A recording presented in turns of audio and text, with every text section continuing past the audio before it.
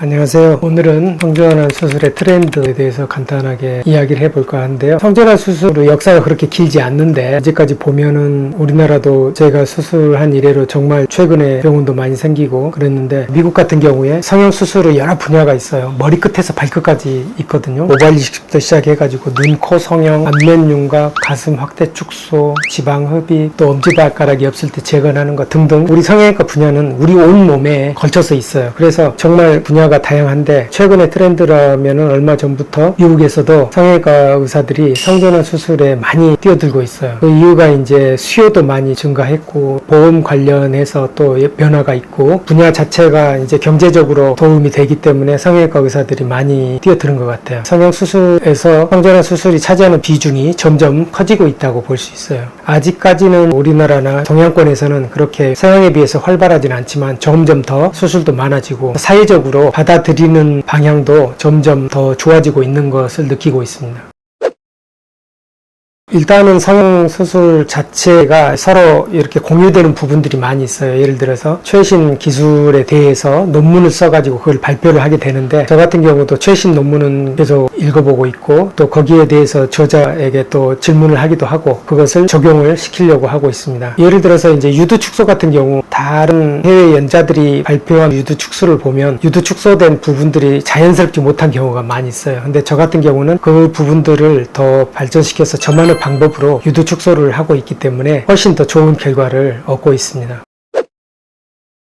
여러 가지가 있는데 이제 가장 큰 것은 사회적으로 우리가 유교지향적인 보수적인 면들이 있기 때문에 그동안에는 환자분들 수도 적었고 하는 병원도 적었는데 앞으로는 환자분들의 수도 많아지고 또 연구도 하다 보면은 훨씬 더 발전을 할 수 있다고 생각됩니다. 예를 들어서 K-한류, 성형한류 보면 여러 가지 성형 수술에 있어서는 한국 성형외과 의사의 기술이 굉장히 좋거든요. 그래서 아마 이 분야도 하기 시작하면 발전을 많이 할 것으로 생각됩니다. 최근에 관심 가지시는 분들이 있는데 이 수술 자체가 굉장히 어렵고 복잡하기 때문에 선뜻 나서지 않는 경우도 많이 봤습니다. 이 분야 자체가 여러 가지 경험이 쌓이지 않으면은 수술로 좋은 결과를 내기가 어려운 경우가 많고 또 그래서 하는 의사들도 적고 하다 보니까 뛰어드는 의사가 적은 것으로 생각됩니다.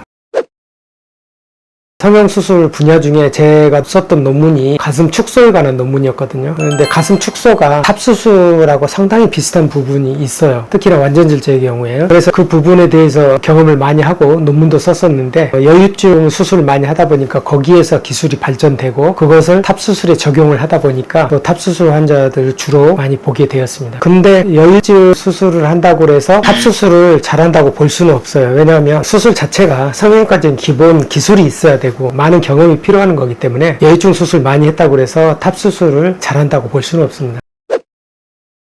그렇습니다. 여유증도 성형외과 수술의 일부분이고 실제로 여유증도 성형외과 교과서에 올라와 있고 탑수술도 올라와 있어요. 다른 어떤 과도 올라와 있지 않습니다. 여유증 수술에 준해서 수술이 가능하신 분들도 있어요. 사실 가슴이 매우 작고 그렇게 처짐이 심하지 않은 경우. 근데 대부분은 가슴이 일반적인 여성의 가슴처럼 크고 또 어떤 경우는 심하게 처져 있기 때문에 단순히 여유증 수술적인 테크닉 갖고는 커버를 못하는 경우가 대부분입니다. 탑수술에 대한 경험이 많이 축적이 돼 있기 때문에 저만의 기술들이 몇 가지가 있어요. 그래서 그런 부분들을 논문이라든가 또는 발표를 통해서 다른 나라 의사들과 교류를 해서 더 좋은 방법으로 발전시킬 수 있는 그런 계기를 만들 수 있으면 좋다 그렇게 생각하고 있습니다.